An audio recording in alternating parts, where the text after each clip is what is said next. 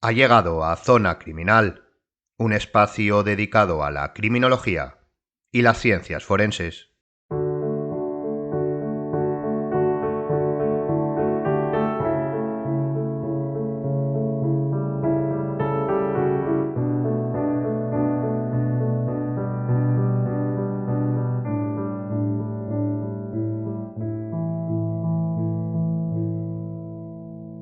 En el programa de hoy vamos a adentrarnos en la investigación de accidentes de tráfico. Se trata de una especialidad forense en la que, curiosamente, todo el mundo tiene opinión. Cuando cualquier sujeto tiene conocimiento de un hecho accidentológico, observa, por ejemplo, dos vehículos colisionados, rápidamente elabora una teoría, de las que denominamos en el programa anterior de pantuflas. Si no le suena el término, le recomendamos lo escuche. Elabora una teoría sobre cómo y por qué ha pasado. Esta característica, además de los accidentes de tráfico, se presenta también en la mayoría de los deportes, sobre todo en el fútbol, donde todos se convierten por ciencia infusa en los mejores entrenadores para su equipo. Esto no deja de ser una anécdota divertida, digna de estudio tanto por la sociología como por la antropología, para dar respuesta a la irrefrenable capacidad no de dar explicación al hecho, que es inherente a todo ser humano, sino de creer siempre que su explicación es la correcta. Probablemente se deba a que la gran mayoría de los sujetos conducen y, por lo tanto, creen que la experiencia es suficiente para comprender algo en toda su extensión. Pero la verdad es que la investigación de accidentes de tráfico, también conocida como accidentología vial o investigación de accidentes de tránsito, es una especialidad muy complicada en su análisis, y aquí veremos por qué. La triste realidad es que a diario ocurren millones de accidentes de tráfico alrededor del mundo, y desgraciadamente un porcentaje de ellos provoca el fallecimiento de los involucrados. Por dar un simple dato, en el año 2020 en España, y recuerde que hubo una reducción casi total de desplazamientos por las restricciones debido a la pandemia del SARS-CoV-2, fallecieron 1.370 sujetos. Y esto, aunque posiciona en 2020 a España como el cuarto país de la Unión Europea con menos fallecidos por accidente de tráfico, son muchos fallecimientos. Pero obviamente, y gracias a varios factores, como las mejoras técnicas de vehículos y vías de circulación, la mayor información y responsabilidad en la conducción, al menos esto último queremos pensar que es así, no todos los accidentes, incluyendo los graves, acaban con fallecimientos, por supuesto, y solo lo hacen con daños materiales. Con estos mínimos datos es fácil suponer que la investigación de accidentes de tráfico es una especialidad con una aplicación práctica constante. En este programa veremos cuáles son los antecedentes históricos, los objetivos de la investigación, la metodología que utiliza y las limitaciones que contempla. Bienvenido a Zona Criminal.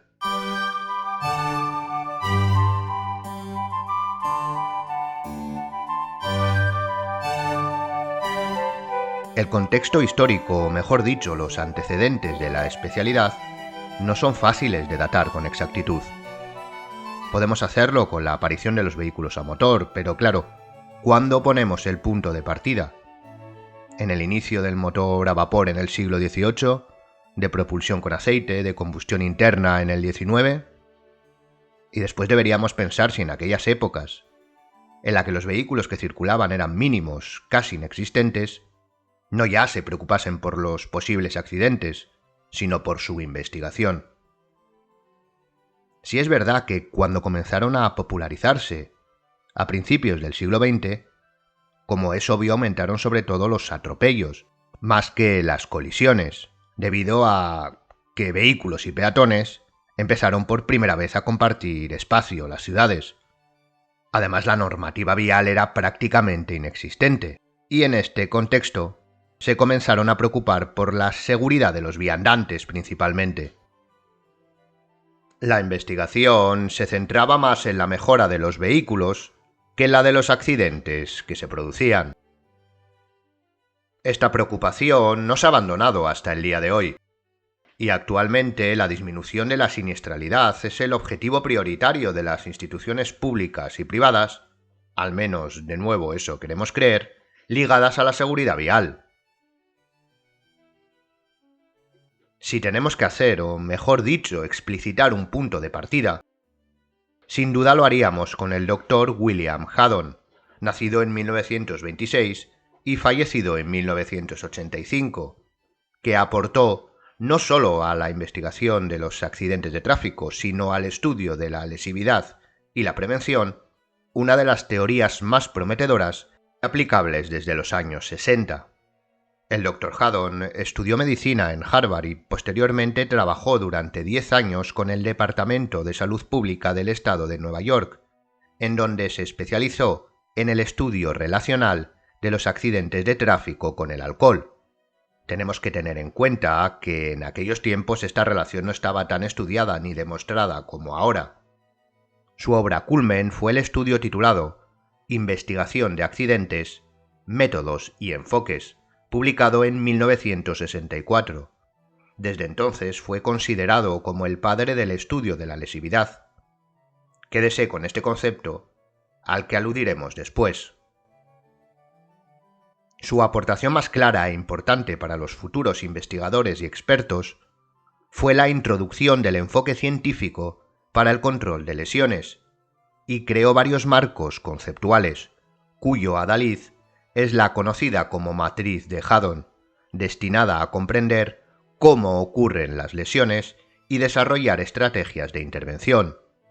Su trabajo ayudó a transformar el campo de la seguridad vial, que estaba únicamente centrado en la prevención de accidentes, e incluyó el examen y análisis de los factores humanos, vehiculares y ambientales, ayudando a identificar los factores de intervenciones previos, los desarrollados durante el hecho y los posteriores al accidente, para así reducir los hechos accidentológicos. Esto fue un revulsivo tanto teórico como práctico. A modo de anécdota, el Dr. Haddon fue uno de los primeros y mayores promotores del airbag. Básicamente, y centrando la explicación para investigadores, para peritos, no para estudiosos de la prevención, impulsó el estudio del sujeto, el vehículo y el entorno como variables correlacionales de estudio para comprender el desarrollo del accidente. En el siguiente apartado sobre la metodología lo expondremos de manera más clara. A partir de los años 70, la investigación de accidentes de tráfico fue exponencial en su conocimiento al avance en el campo de la prevención, la ingeniería y las ciencias forenses, llegando hasta el día de hoy con las mejoras técnicas de las que disponemos, por ejemplo softwares de reconstrucción, aparatajes de medición exactas, así como los cálculos de los parámetros que más interesa conocer. En cuanto a los objetivos, como siempre, podemos dividirlos, y debemos hacerlo, entre el general y los específicos. Así, el general sería el estudio de la sistemática del hecho accidentológico, es decir, estudiar cómo sucedió el accidente. Este sería el constructo. Y los específicos serían dos. En primer lugar, concretar la tipología del accidente, y en segundo, hallar los parámetros cuantitativos del mismo. Debemos tener en cuenta que nuestro objetivo como peritos forenses es otorgar información, como siempre, objetiva y empírica, por lo que casi el aportar esos datos cuantitativos es un objetivo específico primordial, y sin el casi es primordial. En estos datos encuadramos la velocidad de impacto, la de salida, las fuerzas actuantes, etc. Y todo ello únicamente podemos hacerlo con garantías objetivas conociendo el primer punto, la tipología del accidente. Por supuesto, en estos objetivos, sobre todo en el estudio de la tipología, debemos tener en cuenta varios ítems que no siempre estarán presentes en su totalidad, al menos, como podrían ser las deformaciones y trazas, las huellas de frenadas, las mediciones de la vía, las distancias entre vehículos, la zona de impacto, etc. Con ello, podremos, posteriormente a haber cumplido el primer objetivo, calcular los parámetros, cumplir el segundo objetivo, obteniendo así la explicación del constructo, del hecho completo.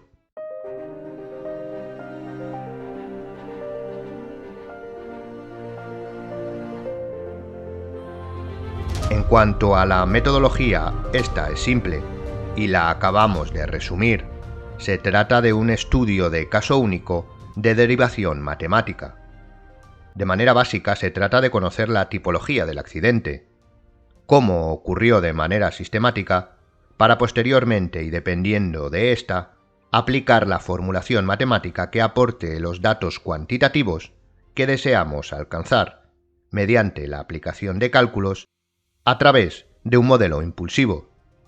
Esta es sin duda la metodología que más aproximará siempre al perito a la realidad del hecho. Otra aplicación metodológica es la inferencia correlacional de experimentos investigativos. Esto se lleva a cabo sobre todo cuando únicamente el perito podrá analizar o tendrá acceso a un solo vehículo y sobre todo a sus deformaciones, es decir, solo podrá estudiar el golpe de un vehículo. En este caso, observando la morfología, longitud, altura, profundidad, etc. de las deformaciones y características del vehículo y materiales principalmente, se podrá inferenciar comparándolas con los resultados obtenidos de experimentos llevados a cabo de manera controlada. De esto ya hablamos de manera introductoria en el programa anterior. Esta metodología tiene dos limitaciones que realmente son errores que se suelen cometer. El primero es que los parámetros que debemos conocer no pueden ser aproximados. Debemos medir, cuantificar a la deformación con el ánimo de obtener los datos objetivos y empíricos más cercanos a la realidad posible en el resultado.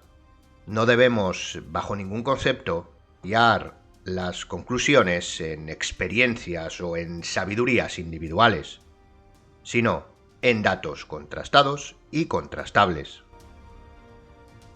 Y en segundo lugar, la inferencia debe hacerse de manera metodológica, o mejor dicho, de comprobación de esta. Como observamos, ambos puntos están totalmente relacionados. Lo que queremos decir es que la investigación en la que se base debe cumplir los mismos parámetros que se dieron en el hecho. Deben ser los mismos vehículos, con las mismas características, en las mismas circunstancias, etc. Aspecto que en muchos casos no se da, pero que se suele obviar, entrecomillado, u olvidar mencionar en el informe, lo que hace que en vez de ser un análisis metodológicamente válido, se convierta en una observación de deformaciones, lo que hace que concluir que los datos son muy aproximados resulte hasta benévolo. Es obvio que probablemente no se hayan hecho investigaciones de todos los casos que puedan suceder, pero el perito debe explicar este punto en su informe y relatar cuál es la aproximación a los datos reales que se podrían dar con un margen de error.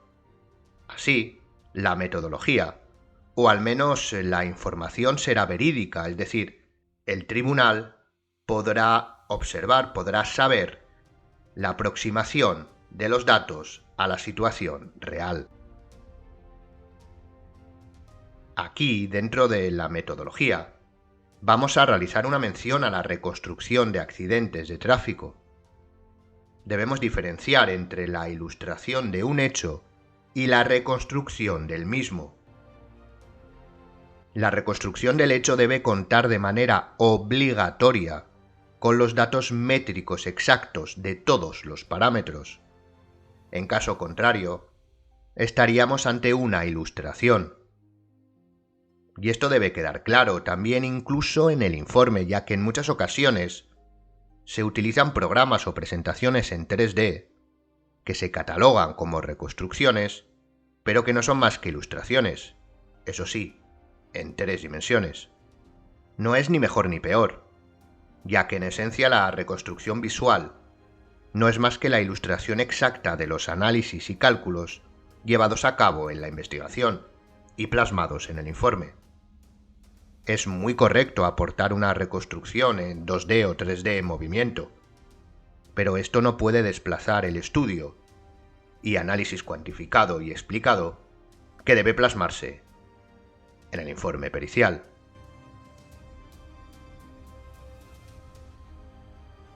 Por lo tanto, en términos conclusivos respecto a la metodología utilizada, los pasos a seguir son, primero, el análisis de la tipología del hecho, para, en segundo lugar, aplicar, dependiendo de esta, el cálculo y la obtención de los parámetros cuantificados, o bien, como también hemos indicado en el peor de los casos, la inferencia de la observación de deformaciones, pero realizada de manera correcta.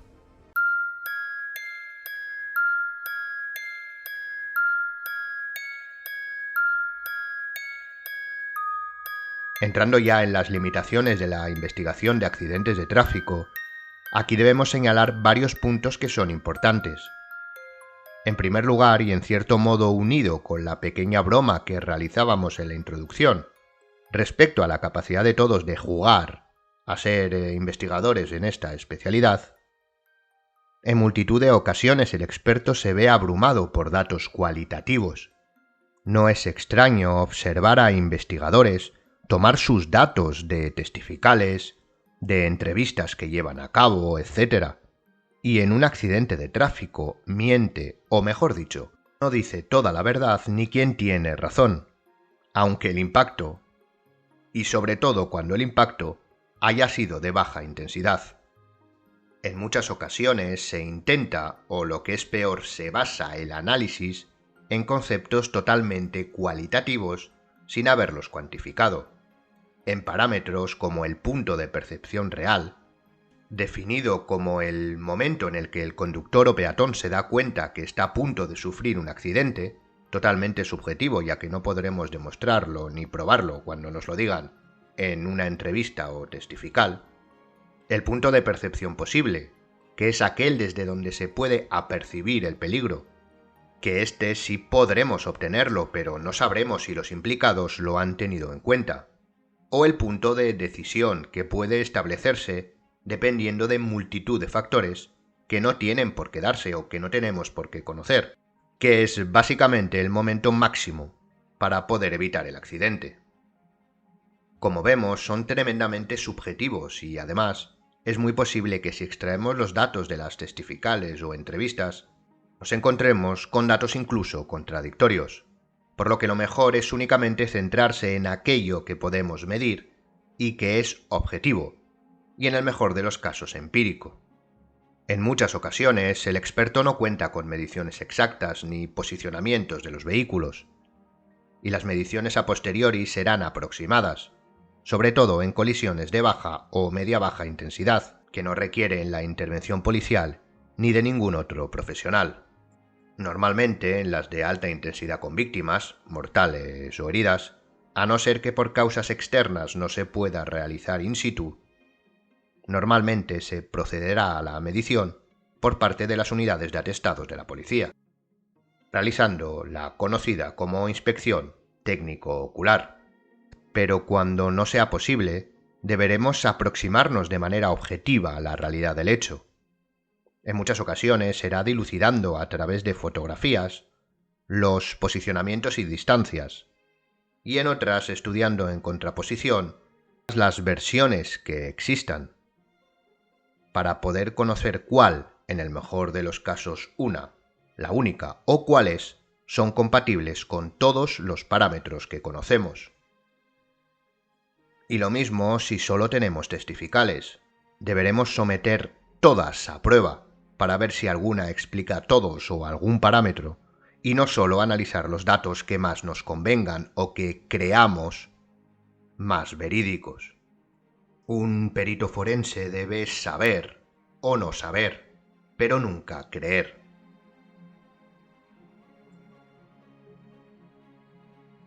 En segundo lugar, como limitación, tenemos un concepto que no es, o mejor dicho, no debería ser objeto de la investigación de accidentes de tráfico, y es el ya mencionado concepto de lesividad.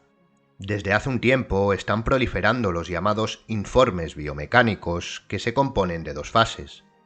La primera, el estudio del hecho accidentológico, y la segunda, la conclusión sobre la posibilidad de que ese accidente haya causado las lesiones referenciadas por él o los sujetos que lo sufrieron.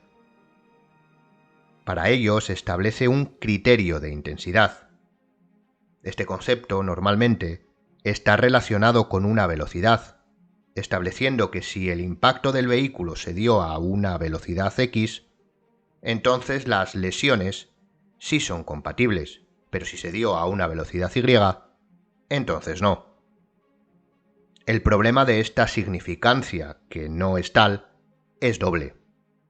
El primero es que cuando hablamos de hallar en la investigación del accidente parámetros cuantitativos como la velocidad, no es para relacionarlo con la lesividad, sino para informar, auxiliar con conocimientos específicos, recordemos la definición de perito, y cuando el experto informe de estos, de la velocidad, de las fuerzas actuantes, etc., es decir, de los parámetros cuantitativos, y tras un examen minucioso, será el médico quien podrá dilucidar si con esos parámetros cuantificados, por nosotros hallados, y su exploración médica, es decir, su trabajo, esas lesiones pudieron producirse por el accidente, o no, o parcialmente, o lo que sea. Pero es trabajo del experto que puede diagnosticar lesiones.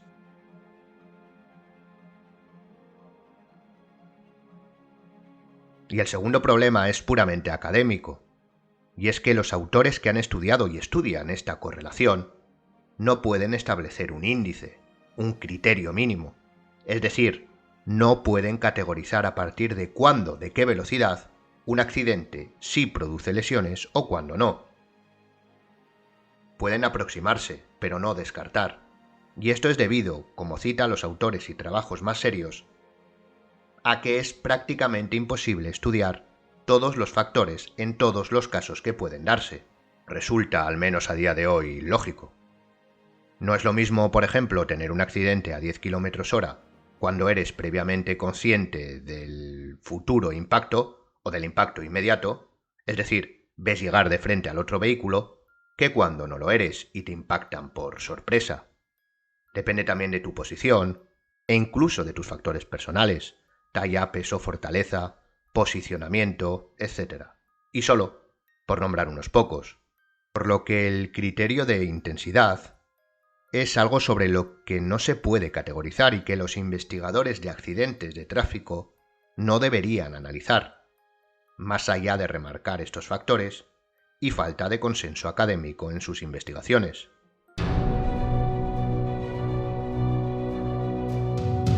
Como conclusión al programa de hoy, debemos decir que la investigación de accidentes es sin duda una especialidad apasionante, tal vez más de lo que a primera vista pueda parecer. Es cierto que visto desde una perspectiva académica, parece mucho más fácil en su aplicación porque hablamos de cálculos, fórmulas. Parece que no hay margen de error y que todo parece mucho más objetivo, más científico, más empírico. Pero hay que tener mucho cuidado con esto, ya que se cometen errores que en ocasiones pueden estar disfrazados de tecnicismo. Por poner un ejemplo y relacionándolo con el tema de la lesividad, en muchas ocasiones se toma un referente conocido como delta V como índice para establecer el criterio y se confunde con la velocidad en el momento del impacto, cuando realmente este factor es la variación de la velocidad que experimenta una persona o un vehículo antes y después de un impacto, y en muchas ocasiones, ya solo por la nomenclatura, se tiene como algo que no puede ser discutido. En los últimos tiempos no son pocas las sentencias que no tienen en cuenta este parámetro debido a su poca concreción, o sobre todo a la manera de hallarlo que se suele utilizar, digamos poco objetiva. más basada en la observación, la experiencia y el conocimiento entrecomillado de quien lo dice, recordemos lo que hemos dicho sobre la experiencia en la inferencia de los impactos, como decimos, más basado en estos parámetros muy subjetivos que los cálculos objetivos. Por lo tanto, y ahora sí para terminar, el verdadero investigador de accidentes de tráfico debe centrarse siempre en los datos objetivos y sobre todo los empíricos con los que pueda trabajar. Analizar la tipología del accidente que le vendrá dado del estudio de esos datos para aplicar los cálculos necesarios para dicha tipología que le otorgue los parámetros cuantificados y conocer así todos los parámetros del hecho, o al menos los más aproximados a la realidad del mismo. Y ese sería un trabajo profesional, sin entrar en valoraciones u opiniones de ningún tipo. Y hasta aquí el programa de hoy. Como siempre, dejamos en la descripción la bibliografía utilizada para elaborar el tema. Gracias por escucharnos y hasta la siguiente Zona Criminal.